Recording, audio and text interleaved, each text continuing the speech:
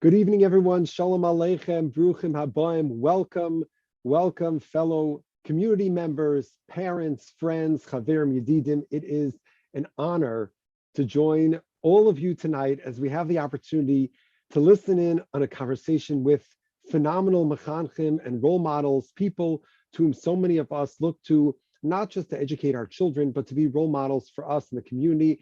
Chaverim Yedidim, friends of mine, personal role models, Rabbi Menachem Linzer, principal of Hillel Torah, and Rabbi Menachem Kirshner is the Limudei Kodesh principal of Our Crown Hebrew Day School. So thank you so much, first of all, Rabbi Linzer and Rabbi Kirshner, for being part of tonight's discussion and opening up not just on a professional level, but also on a personal level, as we're all just trying. We're trying to grow in our avodas Hashem. We're trying to connect to the Rebbeinu Shalom, and Tefillah, of course, is a big part of this avoda and this aspiration, this challenge, this journey.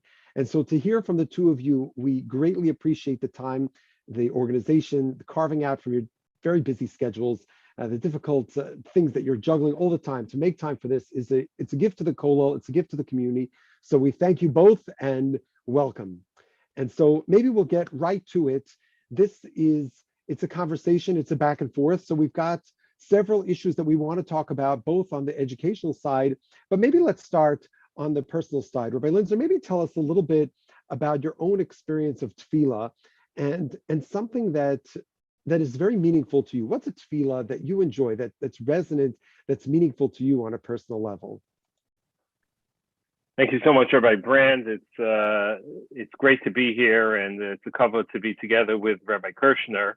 And as I told I sent an email to the Hillel Torah community. I said, spoiler alert, there's not going to be any magical answers here tonight. I think we're here to learn from each other, and we're here to discuss and to be inspired, and hopefully to have a meaningful conversation. In terms of a tefillah that speaks to me, I would say pretty simple. Modani. Modani is just a very powerful moment of my day, waking up in the morning and just pausing to really reflect and appreciate that opportunity to wake up in the morning and appreciating Hashem in my life.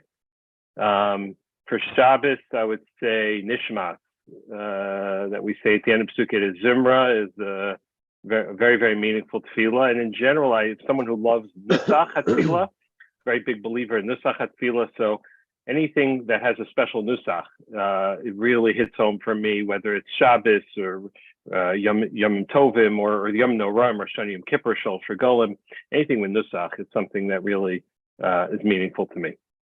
Beautiful. That's a great ta'ara. I should note that both Rabbi Linzer and Rabbi Kirshner are noted Balei Tefillah. So that's an added element we have here. Rabbi Kirshner, welcome aboard. Good evening. Thanks for being here. What do you find? What's in a tefillah that really speaks to you? Okay, first, I will also just echo Rabbi Linzer. Thank you for having me on, and definitely came to be inspired by Rabbi Linzer, as I'm sure everybody that's joined has as well. But I like to throw in my own 2 cents also. So thanks for letting me share the spotlight. When it comes to tefillos, I can echo almost exactly what Rabbi Linzer just said. There's the weekday tefillos, and then there's the Shabbos or seasonal tefillos that sort of speak to different people. I'm not awake by the time I say Modani in the morning yet. I just sort of say it, but a little bit after that, V'harivna is something that's very powerful to me, where you have the ability. I bedavka do not say Berachos Torah. I shouldn't say always, but I try not to say Berachos Torah till I'm in the makom tefillah that we daven in school. And then when you can stand there and say, I feel like it's a very powerful thing. Obviously, I'm davening for my own family, my own children, but for the cloud, I feel that's something. And then I would throw in a secret of tefillah that I discovered that I think most people probably just say more rotely, and one of those tefillahs that at some point came to me, and I really connect to it, and that's the tefillah of Hashkivenu. At night, when we say Hashkivenu, we can really just think about the words, just like the rest of the tefillos. It's obviously a recognition that HaKadosh Baruch Hu is in charge, but things that we can ask Hashem for. There's so many things in Hashkivenu that I think speak to me, and Nishmas 100%, same thing. And then there's the famous story that they talk about with, the Rebbe says to go say Ana Hashem with a lot of kavana and Hallel. So when you say seasonal, so I've allowed the Rebbe, that I don't remember who it was, but I allowed that Rebbe to say Ana, gave everybody else Ana Hashem ki ani abdecha, so that I steal now Ana Hashem Oshiana, Ana Hashem Atzlicha again. So I feel like nobody else focuses on that. Everyone focuses on Ana Hashem ki ani abdecha. So Ana Hashem Oshiana, Ana Hashem Atzlicha. I think it's time to really think about the things that you need in your life, that you want help from HaKadosh Baruch Hu on. Beautiful, beautiful, beautiful. I'll add just that what you're providing for all of our listeners is really, it's very important and it's very impactful. Just a quick anecdote. This is the second in a two-part series. After our last conversation with Rabbi Stroman and Rabbi Zimmerman, one of the members of the community, a parent of a day school child, reached out to me with a WhatsApp message to say, I was so moved listening to that conversation that I just started to be more miskaven in my tefillah, and he came up with an einfall I never heard of. He says now every day he has a schedule during the week what he wants to focus on. Sunday, special focus in davening on himself. Monday on his marriage, his wife. Tuesday on his children. Wednesday on his parents. I thought it was such an amazing idea. So I think just realizing that, Rabbi Linzer for the Moda'ani or for the Ana Hashem, Rabbi Kirshner, I think these ways, these tiny little things are ways that hopefully people can find their own path. So if it's not Moda'ani for someone, so maybe it's going to be the Vaharivna. And if it's not the Vaharivna, maybe it's going to be, Rifainu, something is going on in somebody's life. But I think the idea that if we give some suggestions, we give opportunities for people to explore and experiment and think about davening, you never know what people are going to come up with, what that suggestion. I thought that was amazing. It was totally amazing after our last session. It's beautiful, and you just made me think of something, if I may add. I don't know if we could add before the next question. Okay. Let's go.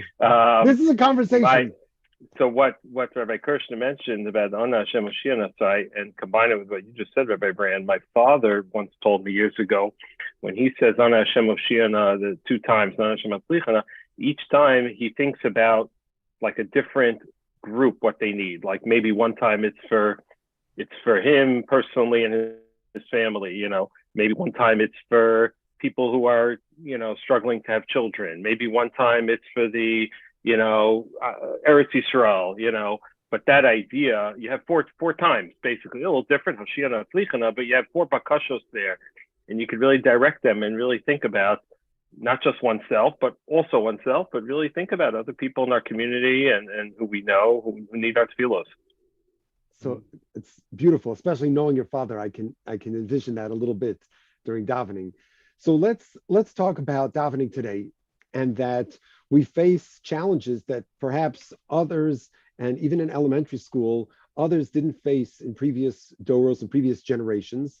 So what do you find are challenges which exist now, specifically in the realm of technology?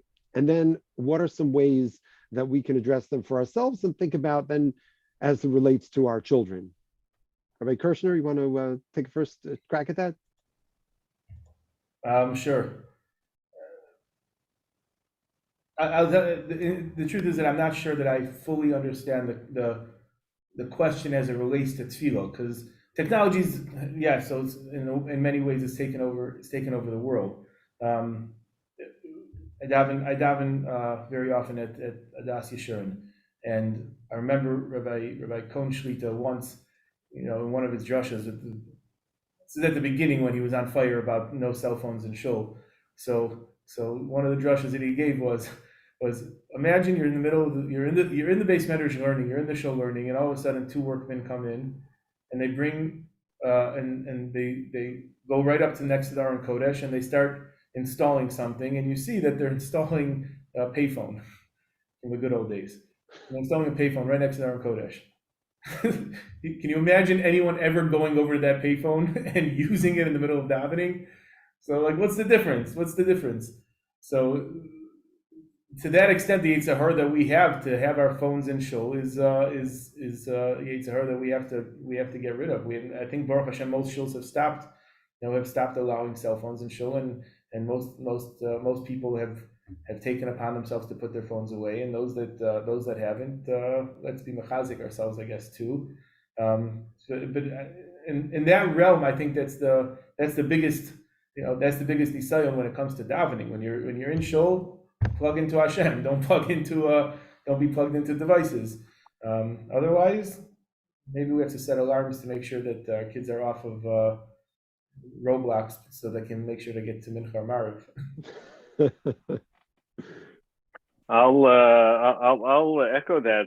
Yeah, I agree. Definitely the idea of our generation and all of us included just being more distracted than ever. You read Sfarim, they talk about Kavana being such a challenge in davening hundreds of years ago. It's like it's like exponentially, more challenging to focus on anything. The attention span is so tiny. In addition to that, I think there's like an interesting twist. I don't know how much it plays into elementary school age, but maybe it does. But in general, and I think maybe more to adults, truthfully, the idea of technology in general in our world, think about how far we've come, industrial revolution, and where we're at, digital age. We have so much control, or at least we have the illusion that we have so much control over everything in our lives, right? Now, even I could control my lights, my alarm, my thermostat, everything from my phone. I could control everything, And when there's something we can't control, we get very frustrated, like, why isn't it working? Why isn't, the thing talking to the satellite, like, why isn't it working right now? So, and I think Tefillah, part of really what Tefillah is about, like on a deep level, it's realizing that Ribbon Shalom is in control and surrendering to Ribbon Shalom, and certainly Bakashos of Tefillah, but that's sort of like the premise, right, of Tefillah, right? So I think on sort of like a philosophical or like a deep level, there's a little bit of the more we feel we're in control of things, which was always a human issue, but like technology has only exacerbated that, makes it even harder to kind of take the appropriate posture when we enter the space of tefillah. So we really have to be mindful to kind of put that mindset aside and realize that, we're Ka'ani B'Pesach. Not sure if that is so relevant to young kids, but certainly as we all get older, I think that plays in somewhat. Yeah, I think it's not coincidental that the word olam and the word he'elim are the same word. As the world develops, the devotion becomes more and more hidden. And so as the technological advances obscure our vision of the devotion, we have to make a greater effort to see, it's not, I think it's totally appropriate. It's not accidental. It's interesting that Brachos, the first tractate in all of Shas, is put in Seder Zraim, which the Gemara refers to as Emunah.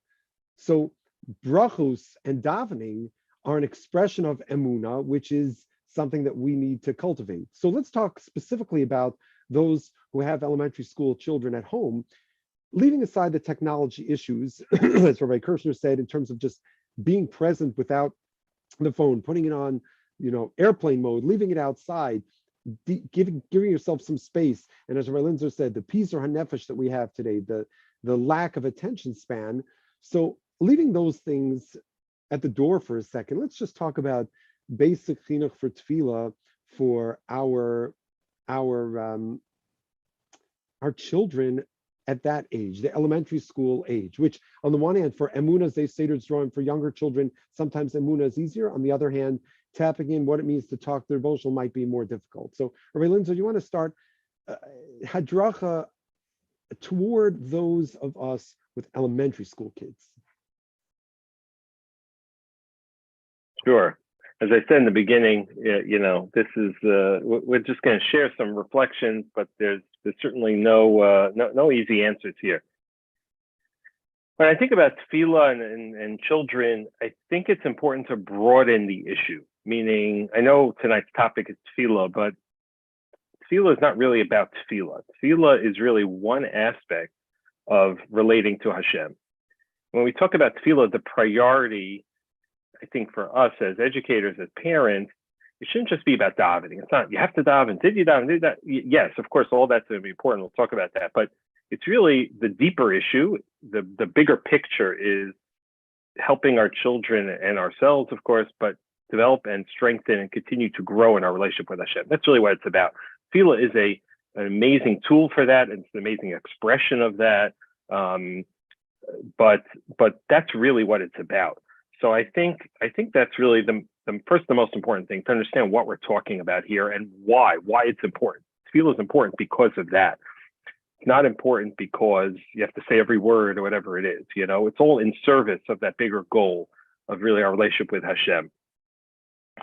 I think when you have, another important thing about tefillah, I think, and really everything that's, educational, is the psychological idea of what's developmentally appropriate at each age. So you have that, there's many psychologists that have that, and there's also on the spiritual level, there's spiritual development. So what's appropriate for a 5-year-old is not the same for an 8-year-old and for a 12-year-old and for a 15-year-old. And the same thing with davening. We shouldn't expect a 5-year-old to daven like a 10-year-old, et cetera. So, we have to kind of meet each child where they're at. When kids are younger, they're more concrete. As they get older, it's more abstract. So when they're younger, it's a lot about mechanics. What do you do in davening? How do you daven? Saying the words, understanding the shul norms, standing, sitting, as they get bar mitzvah age, learning how to be a gabbai is very exciting, getting involved, getting engaged, all those kinds of things. And slowly starting to also weave in age-appropriate level, the kavanah of davening. Like, what's the main, we said, modani, the kid could understand that at a young age. And then when they get older, maybe you understand it on a deeper level. So realizing that tefillah is not the same at every stage of life. And honestly, for us as adults, for me, when I was, a certain age, I was a young adult, and then a little later, and then I have young kids, older, tefillah has changed for me. So, it's kind of sort of sending that message to our kids. Just throwing out a few thoughts, and I'm going to hand this one back to Rabbi Kirshner to add some thoughts, and we could go back and forth on this one. It's a big topic. Absolutely. So yeah, I would say this is probably the crux of why Rabbi Linzer and I were asked to join. We daven with little kids. We get to see how they daven. You get to walk through the halls of schools and see how they daven. And I would just say that of the most meaningful times that that we could have as administrators in schools is likely, and I'm sure Rabbi Linzer will agree with me. I could have a rough morning or a rough something going on, and all you have to do is go into a classroom and just sit for 5 minutes of an amazing shir or chumash lesson or whatever it is, and that like changes your whole mood. So I think davening is of the greatest in that regard. You walk down the halls first thing in the morning and you hear those songs coming from the classrooms, you hear the davening coming from the classrooms. That's the best, and I really think that that's how kids connect to davening at the youngest ages. It's through song, and the more we do that, the better. It's a little bit of an anomaly that one of the things that we do in Ari Crown is that we do say a lot of davening out loud. We do say a number of things, even in the minyan level. Besides for learning the Kriya Shema, there's just throughout davening, there's random tefillos that we say out loud, and that keeps the momentum of the tefillah going. So with elementary school kids, younger kids, I think that's a very important piece. The singing piece, the saying things together piece, so that everyone stays on the same page. But very often, also, I think one of the things that we point out, or I've pointed out many times to the students, is there's a concept of a sur meirah and an aseh tov, and that certainly applies to tefillah. When it comes to davening, you have to first accept upon yourself the sur meirah part. Coming to shul, there's such the temptation to immediately sitting with your friends. You're sitting with whoever it is, and you want to talk to them, And if you're someone that's mikabel upon yourself, no, I'm just not going to be using that opportunity to talk, because now's my time to talk to Hashem, and there's a kiddush later, or there's the walk home or whatever it is, then we can talk then. So that Sur Raz is crucial, and setting yourself up for a proper davening is a crucial piece to that. And then you can get to the Asay Tov, and the Asay Tov here is obviously to slowly develop a meaningful tefillah for yourself. There's so many things that can be done on the realm of building your tefillah and making the tefillah more meaningful throughout. Different years we've done different things. One year we went through one tefillah a week where we focused on that tefillah, and we would say that tefillah particularly out loud, slower together, to make sure we knew how to read that tefillah properly. And every day before Sukkot Zimra, we would just give a 2-minute piece on that tefillah, and that would help. That was something we've done in the past. Now at the end of davening, we have a Hilchos Tefillah for 2 minutes or less, hopefully even 1 minute or less. Just something to focus on, to help us focus on our tefillah, just to bring out the technical aspects. So various things that we can do to slowly build up the momentum to the students. But I agree 100% mostly with Rabbi Linzer laid the foundation of tefillah is going to be different for different people at different stages of their life. And we're talking about the elementary stage. It's less about them knowing the translation of the tefillah and more about them learning the tefillos. And as they're developing, those tefillos will become much more a part of them. And yes, they'll learn the translations, and yes, the translations will just come to them. Like I said before, Ashkivenu, it just came to me one time when I was davening, and just all of a sudden it became more meaningful to me. Well, it wouldn't have happened had I not been saying the words and been trained to actually daven properly in the first place. If I can just add a little bit to what Rabbi Kirshner said, I love the way you described it. And I totally agree. That's one of the most special schusim that we have, is being able to walk the halls and walk into davening rooms and hear the sweet tefillos of Tinoko Shel Beis Rabban is really, really incredible. I think the singing, the kids get very involved. We also do a lot of singing. The nice thing also is they also learn the words. When you sing it and you say it out loud, they learn the words. When you mumble, and everyone's supposed to be saying it quietly, and you mumble it, how many kids are actually saying it? Maybe if you're lucky, they're reading it with their eyes, but they're not actually learning how to say the words. And along those lines, giving students as much as possible leadership in davening. So of course in the minyan you could do that, but even in the younger grades, you have chaz, chazan, chazanit, give them roles where they could somehow take ownership. The more kids are involved, the more they feel a connection and they take it seriously. So, like in the minyan, having a rotation where every single kid has to daven, Sukkot Zimra, every single 8th grader has to lead Shachris, the kids have to take a laning, they have to take a turn at Gabbai. That's the way they learn. That's the way they learn it, and that's the way they really get involved. There's a great Maisa that happened where talk about like giving kids, leadership. Like we had a student who a little bit ago, yet last year, Nebuch, a classmate, had a serious medical situation. And the students themselves organized, I guess it was on Zoom at the time, I'm trying to remember, it was like a night at Zoom, all organized to say Tehillim. And everyone got on the Zoom and chatting, and the kids organized it, and the kids helped lead. Of course, their Rebbe and Moros were helping, but, the kids led it.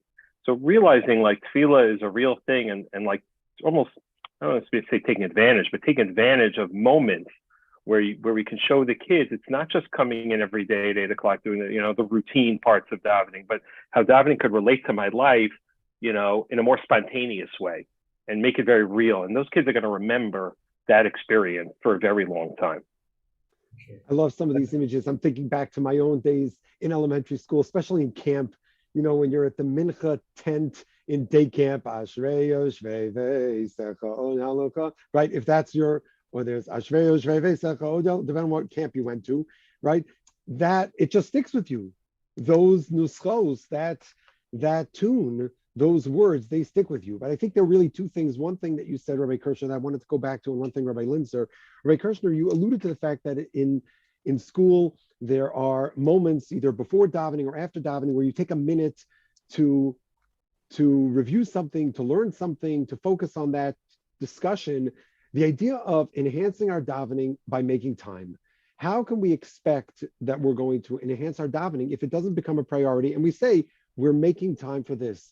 And I think, you'll tell me if I'm wrong, but I think for all the adults who are watching right now, we can do that. Okay, maybe before the 6:15 Shacharis, it's not an ideal time for learning, but maybe once a week when you're not rushed, if you can come a minute early or stay a minute late, or at some time in the week, say, you know what, this is going to be my 90 seconds to learn about davening. It's a halacha of davening. I know I find learning in the kola, whenever we learn, right now actually learning Hilchos Tefillah in the afternoon, be'iyun, halacha l'maisa, aliba d'ilchasa, my Shmon Esrei, totally different now, because I learned the halachos. But also learning Svarim that have to do with, meditation, Rabbi Kaplan, Svarim on the Siddur, whoever it is. But number one, the idea that adults also, maybe we should make some time, and it doesn't have to be more than 90 seconds, could transform your davening. And coming back to Rabbi Linzer, the point that you started with maybe is something that we need to come back to as parents, which is davening is about the Rabbonu Shalom, right? We should not confuse davening with the Rabbonu Shalom. The Rabbonu Shalom is the ends. Davening is the means. So if we confuse davening with sitting and saying words, and how many words did we say and did we not say, then we're not actually getting to the heart of what tefillah is. Rav Shimshon Pincus, Sechet Tzadik Levracha, in his magnificent Sefer Sharm B'Tefillah, he says the definition of davening is feeling, standing, experiencing Amida L'fnei Hashem. If you want to get fancy, you quote Reb Chaim Soloveitchik on the Rambam, which obviously in elementary school, that's what we're doing. I don't know if in third grade or fourth grade, we're getting to Reb Chaim. But the idea that it's about Hashem, how much conversation are we having with Hashem in tefillah, but how much conversation are we having about Hashem or with Hashem the rest of the week? And maybe that conversation that we have at other times can spill over to our experience of davening. I'd say every fifth through eighth grade girl at Ari Crown is sick of hearing me say, when I run the mincha every day, sick of hearing me say, just talk to Hashem. They sing Ashrei and then they get to Shmon Esrei. Before they start Shmon Esrei, I say to them, just talk to Hashem. That's the message. That's what you're here to do. Just do it. Just talk to Hashem. Rabbi Brand, can I just throw something? Please. Just because you said we're giving a message to parents, so there is one thing that I've gotten accused of being a little too lenient with kids and their mistakes in davening and so on and so forth as their chazanim.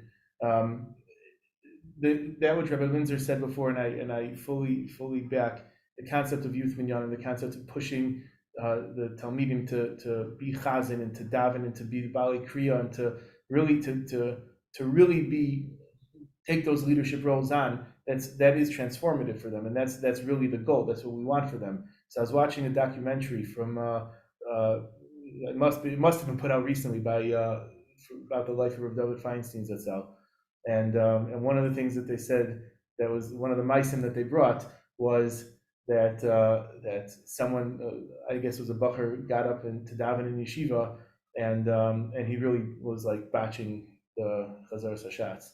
And someone kept correcting him, and finally, like Rav David told him, like, stop. Like he told the then they said, Allah Sofios, though, if you mess up the bracha itself, bracha to Hashem chonein hadas, you mess up that bracha, that's the actual bracha. How can you answer? It's not bracha. You can't answer amen, whatever the halacha is to it. And he said, "B'vaysh pnei rabbo, the rabbim pnei chaver b'rabbim is a bigger deal, and we have to know this.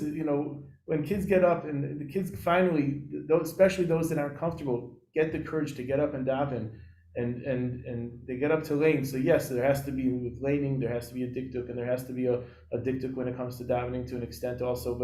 But the room to be makel should be used, and not to correct, and not to, we always say by a bar mitzvah bacher, they always make the announcement. There are people that are able to correct, everybody else shouldn't correct, and it's up to a few people. It should be by every bacher. If bacher wants to get up and daven, let him get up and daven.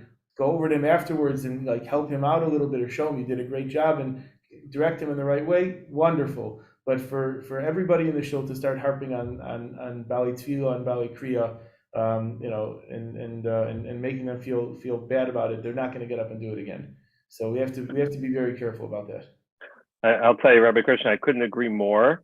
I feel like if the kid doesn't learn to daven, doesn't feel comfortable davening at this age, middle school or early high school, the chance of them getting up to daven ever again in their life is like slim to none, because the busha and the fear and the anxiety only goes up. We had a kid a bunch of years ago, sweet kid, really struggled with Hebrew, like reading and just had a learning disability. He was on the rotation. He had to daven Sukkot Zimra. He gets up, he davens, breaking his teeth everywhere. Davening took forever that day, and literally mistakes and breaking his teeth. The other kids, I was so impressed, sat there quietly, respectful, waiting. Like davening took an extra 15 minutes. Next month, again, the kid gets up, and again, excruciating. Next month, again, maybe a little better. Again, I will tell you, fast forward 2 years, by the time the kid was at the end of 8th grade, he was getting up, davening Shachris fluently for the Amud. So, and now he has that skill and that ability and that confidence for the rest of his life. So that approach, what you're saying, I think is so powerful. I still remember, I don't want to harp on this too much, but I can tell you, I still remember when I was 13 years old. So I davened in our shtibel one time, and it was shortly after my bar mitzvah. I think it was on a tainus, and I laned and I butchered it. And I still remember, I don't think anybody even said anything to me at the time, but I remember that I felt like I made such a fool out of myself. Obviously, it wasn't such a big deal, but I remember the sense of horrific busha, of total humiliation, and I could still remember it today. And I don't think anybody even said anything. So the sensitivity that we need to have for these kids, I think it's a beautiful ha'ara that we didn't really plan on talking about, but I think it's a great ha'ara, and we could take them aside. And you know what? Instead of being the guy in the back of the shul who wants to shout out tikkunim, what if you say to the kid afterwards, during Kiddush, can I sit with you at the siddur? Let me help you with that. So, kudos. I think that's really helpful. So I just shared a short vignette that just came back to me now. Any vignettes that you want to share that you would open up to about personal tefillah experiences that stuck with you over the years? Linzer's first. Unless you had called on me, I'm happy to talk. I didn't call on anyone. I want to see who's going to raise We have to ask the Rebbe's watching. Who's going to raise their? Wait a second. I think Rabbi Linzer. I think that was a hand raise because you scratched your head. I don't know. In school, do they call that a hand raise?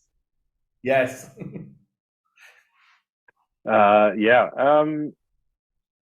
I think as I said before, I think you're talking about like personal. I think tefillah is very, very personal and very, it's really about your relationship with Hashem, right? And as you change over your course of your life and every minute to minute, the tefillah could change. So I certainly do remember certain tefillahs, even from being a young child, very, very powerful. When I took the time, I'm remembering now a story, on a Yomim Noraim, I don't know, must have been in middle school. I don't remember exactly how old, but really reading the machzor for the first time, like carefully, the English, like trying to understand little by little, what every word means, and really like connecting into it, and many other occasions, and we'll leave it at that. Okay, Rabbi Kirshner. Yeah, there's a ma'isa that is told over that I don't know who the person was, but I think I remember hearing the name, but I forgot that there was somebody that was with David Ben Gurion in a meeting, and the meeting was extending a little bit long. Linzer, you know this, ma'isa. The meeting was extending a little bit long, and it was starting to get late, and the person had a daven mincha, and so they said, Kvod Rosh Mamshalah, do you mind if I step away for a few minutes to daven?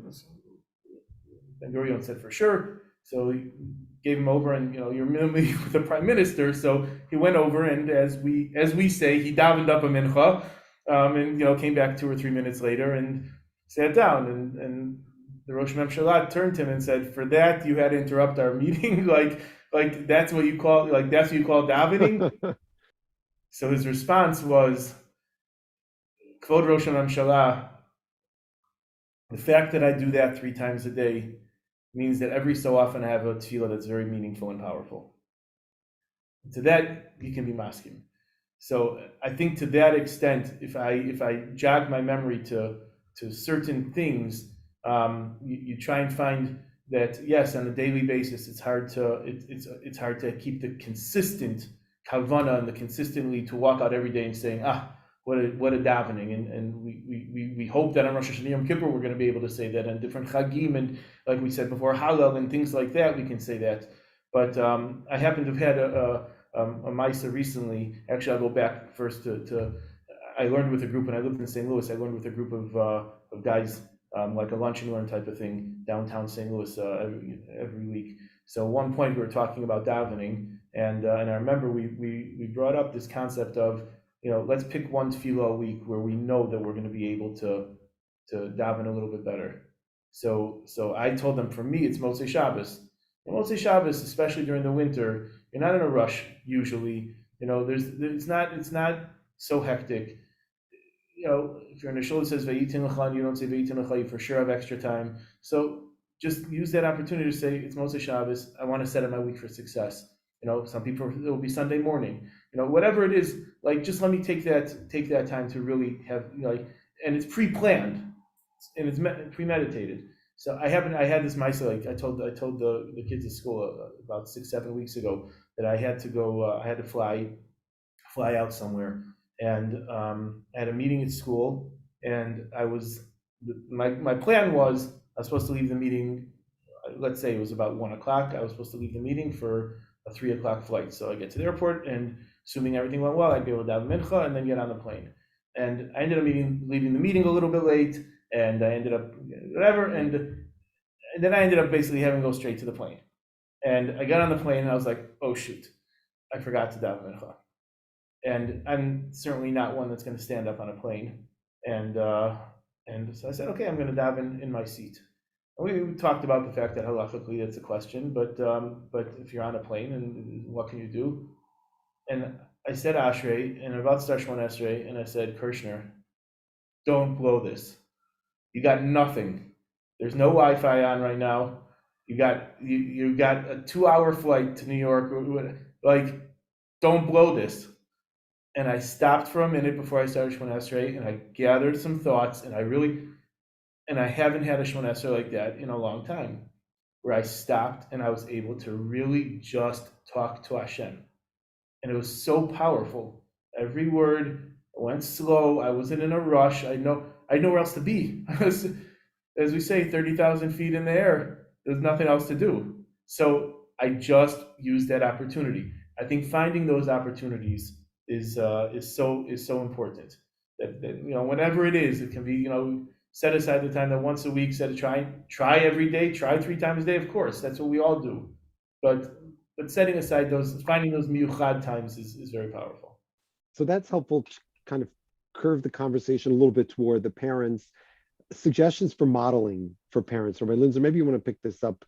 What can and should parents think about? Mothers, fathers, what can they be doing to model for their children? Because on the one hand, you alluded to before that there's a mila, of course, at certain times for kids to be in youth minyanim so that they can lead and they can participate in a very active way. On the other hand, for parents to model for their children, you could argue that that's in many respects even more valuable than certainly on a regular basis, the child not davening with the parents and davening at a youth minyan, especially if there's not so much supervision, v'chule. So what are things that moms and dads can and should be doing to help model tefillah for their children? I think you kind of, in the question itself, I think you kind of alluded to the answer. I think the idea of modeling, there's the idea of, do as I say or do as I do, right? So just telling the kids to daven is not going to go very far. Maybe if you're lucky, it'll help in that moment, maybe, but certainly won't go too far. I think, do as I do, and modeling for them is really the key. And to your question of youth minyan, this, that, you have so many opportunities. You're talking about over the course of a long period of time that the kids are living at home. And so it's a balance, and it's a combination of all those things. Certainly seeing parents daven is very powerful. On the one hand, there's certainly a huge value in going to shul and seeing parents go to shul. At the same time, like during COVID, it was sort of presented an interesting opportunity because, for a while, you couldn't go to shul. It took a while until shuls opened up. And even when they could, there was other challenges. So there was a lot more davening going on at home. And that presented a really nice opportunity for families to daven together, for children to see parents davening, to be around it more. There's a big value in that. Or if someone has to daven,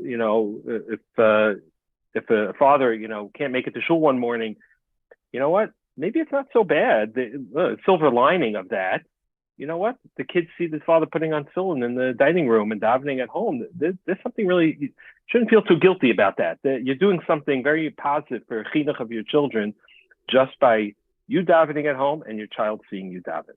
I think that alone is probably like 75% of it.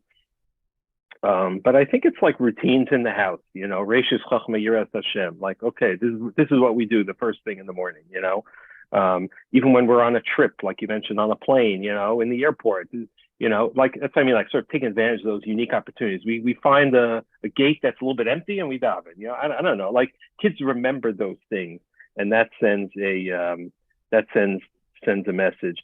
I think the issue of Shabbos is a balance. I think the issue, I don't want to touch a hot issue, but the issue of groups, maybe I do want to touch a hot issue. I had that on my list.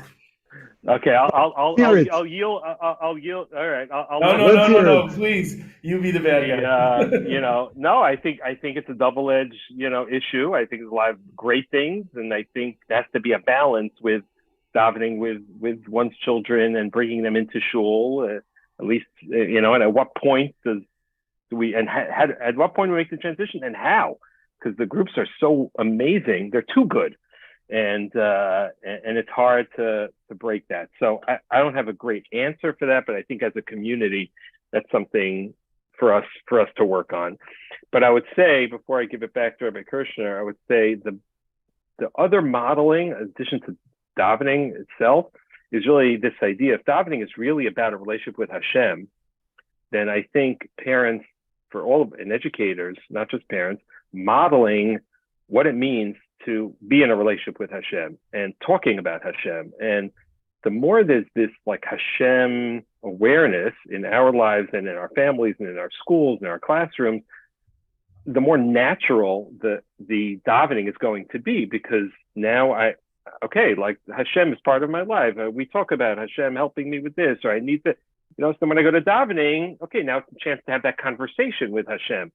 So I think that's really, in a sense, the other kind of modeling that I think it's really important to consider. And I think, I don't know, from Jews, we don't talk about Hashem that much. We do a lot of mitzvos and davening and learning, but we don't really talk about it that much. So, I mean, at Hill Torah, we're actually doing this program now called Lifnai V'Lifnim, which is with Rav Zinger, who a program he started from Israel, where it's about training educators and parents and kids really to be more comfortable speaking about spirituality and sharing more personal stories and personal things. So the more we're comfortable opening up more and speaking about that, the easier davening is going to be. Yeah, beautiful thoughts. Okay, so I was on the youth group thing.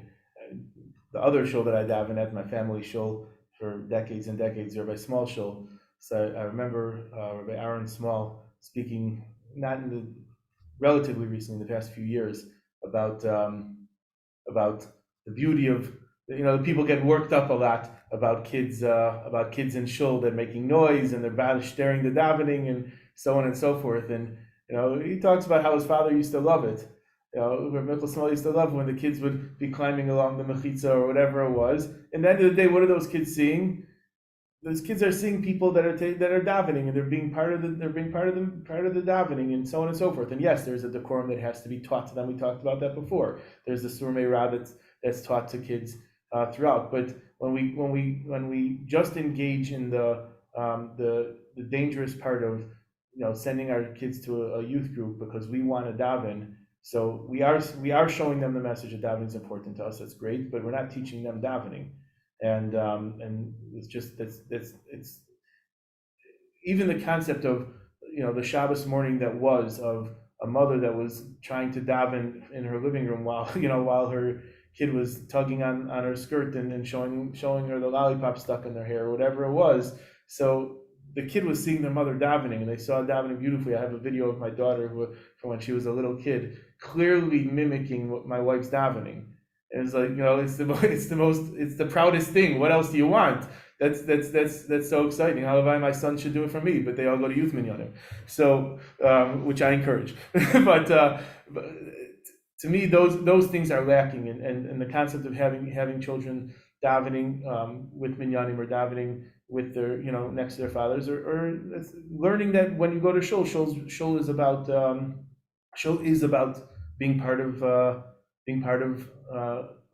davening aspect of shul. Although I remember once when I was youth director at October, Rav Steinsaltz came and spoke, and one of the messages that was part of his message was the opposite of that. It was that no, the word is not. We do say it's a base tefillah, but we call it a base knesses, a place where we gather. And a place where we gather means that it's a social opportunity for people, and that's an important part of it. The fact that from Yidden are forced to live within a shchuna, that we have to live amongst each other and walk together to shul and live in the same neighborhoods because of Shabbos. It means that we are forced to have this base knesses, this place that we gather in, and that aspect is important. And to that extent, you could say, youth groups provide that opportunity for them.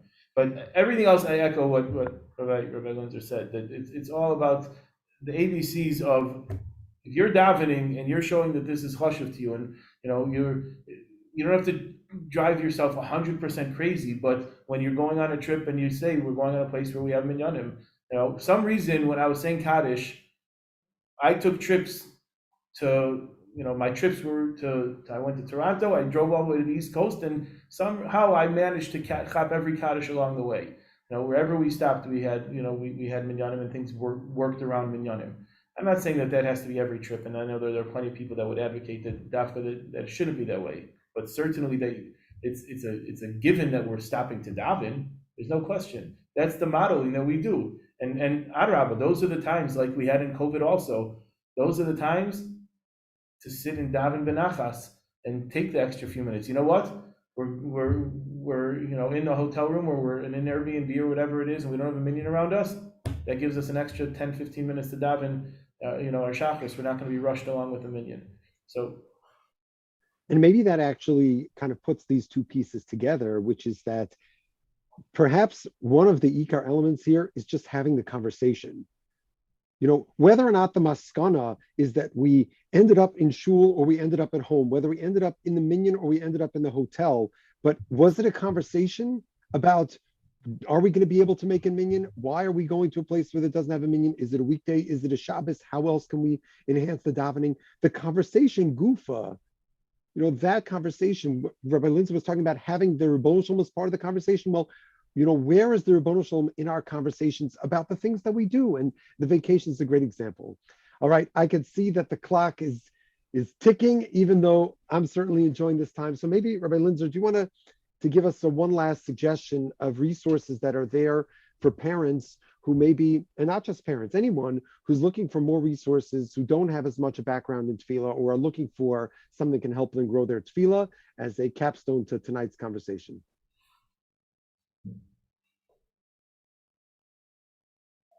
Sure. This has been a great opportunity and really interesting. I think really just scratches the surface. I'm thinking of so many other ideas as we're talking. But to close, there's many great sidurim and translations. There's some wonderful Koren published recently, some wonderful Koren educational, developmental sidurim. I think they're actually all good for adults too, not just for kids. I've read them and learned a lot from them. So I would definitely recommend, I think I may have one here. I would definitely recommend looking at those. Here's a really nice one for high school age kids, put together by Rabbi Jay Goldman. And there's a weekday, there's a Shabbos. It's really good for adults too. But I would say, even on a deeper level than that, really what davening is, the Gemara calls Torah is Olam Haba and Tefillah is Olam Hazeh. Tefillah is really about connecting with Hashem in this world. So one of the things that, kind of to get back to what we talked about before about a special time of your life where you connect with davening. I used to think that davening had to be something, I don't know, very, it was something very unattainable. And then what I learned as I got older was that it's really actually about whatever it is that you're thinking about, that you're worried about. That's not the distraction. That is the davening. Make that the davening. So the thing you're stressed about, let's say a meeting or a family situation or whatever it may be, turn that into the davening. Turn to Hashem and ask for help with that. Think about that more. So I really do believe that, well, yes, you have to learn to say the words, you have to learn the halachos and all of that, but really ultimately at the root of it, davening is about relationship with Hashem. And that's something you don't need. No one should feel ourselves, myself as well. We shouldn't feel we need any special training. You don't need to be in a shul. You don't need a sitter. It's really about a conversation with Hashem. And I think I need to remind myself sometimes of that as well. That thing that I'm stressed about, just turn that into the davening. And that brings Hashem into my life in a very, very real way, wherever I could be. That's very powerful. Thank you. Rabbi Kirshner? Sure. So I definitely would say, as far as sources, I'd be curious from the panel if you want to share what your go-to sitter is. But the sitter is the best source, I think, to learn davening. I find it interesting that when you look around, Art Scroll has definitely taken over a lot, and the just the regular Art Scroll sitter, the Hebrew English sitter, is of the most invaluable resources. The amount of information there is incredible. Yet when it comes to Rosh Hashanah Yom Kippur, my go-to is the Metzudah. And it happens to be that when COVID was going on, my go-to was the Metzudah, because that's when I had time to sit and daven, like we said before. I was able to just daven more benachas. So the Metzudah to me was it's there for me. The things like the pathway to prayer and things like that. I see a lot of Siddur Mefurash. That's a new thing that's out there that people are using. That's all great. And just to echo also what Rabbi Linzer said before, the NCSY Siddur, just to give a shout out, because I know my brother-in-law Rabbi Greenland was involved with that also. The NCSY Koren Siddur. That's something to me that was also I used it a lot during COVID specifically, where you just take the time to learn from it and to read from it as a resource just to learn. When it comes to actual davening, though, davening is not an intellectual pursuit. I'm sorry to say, davening is a conversation with Hashem. As I think that's the message that Rabbi Linzer and I have both been giving the whole night. It's not a time to start analyzing the pathway to prayer or start analyzing the translations and things like that. It's a time to talk to Hashem, and the tefillos, as you get used to them more and more, they come to you. So all of these are great. As far as really learning the tefillos, if you want to learn the tefillos well, we've gone through Rav Schwab on prayer, which is invaluable, incredibly powerful, inspirational. There's books out there, storybooks, portraits of prayer. Don't use it because I use it for stories a lot. But if you want to sneak that book before, Tversky has a sefer on prayer, and like you said before, like Rabbi Grant said, it's the Sharm B'Tefillah, unbelievable. There's plenty of resources out there. There's books, shelves and shelves of books that are available on Tefillah. Well, this is certainly, for me personally, a big chizuk. Thank you both for the time. Thank you for joining me. Thank you on behalf of all of us. And we look forward to continuing these conversations as part of our collective growth. And we're honored to really have both of you to share your thoughts. And thank you so much for joining us. Thank you. The call all around. Thank you. Thank you so much.